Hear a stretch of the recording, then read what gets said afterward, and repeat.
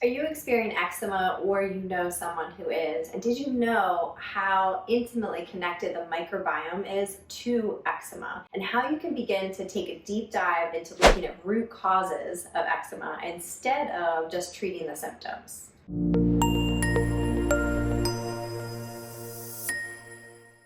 So what is eczema? If you have it, you know all too well, but essentially it's an atopic dermatitis. It can contribute to dry, itchy, red, bumpy, scaly skin patches. And research shows that there is a link with an altered microbiome in infancy that contributes to eczema. So this can be dysbiosis, so that imbalance of good and bad bacteria, as well as leaky gut, i.e. intestinal permeability, that can contribute to this inflammatory condition.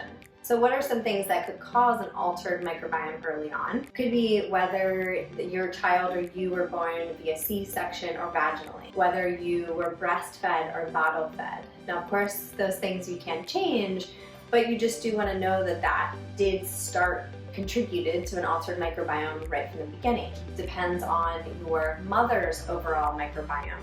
It depends on if you were exposed to antibiotics early on, when you were introduced to complementary foods. Did you have any other illness, antibiotics, medications that could have contributed to that early on in life? So about 30% of children with eczema have food allergies. So this could be things like soy, definitely eggs and cow's milk, gluten. All of these things can potentially be food allergies. So it's worth testing for that to really understand if that could be a root cause. Another root cause is actually going to be more nutrient deficiencies or insufficiencies. So things like essential fatty acids, zinc, vitamins A, B, C, D, and E.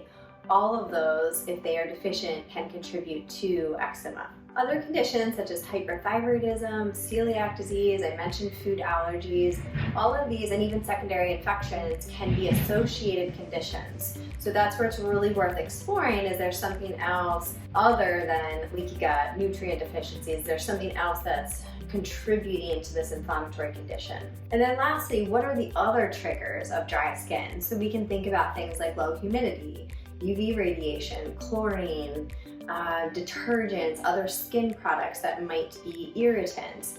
So there are a lot of other things that could contribute, and let's not forget emotional stress. Emotional stress is one of the biggest inflammatory drivers, and in working with patients, although I'm still trying to get to the root cause of what might be happening in their gut and microbiome, I am also absolutely addressing the stress component because I find that stress typically will really exacerbate symptoms. So with eczema, instead of just focusing on topical solutions, it is imperative that you really begin to dive into the root cause.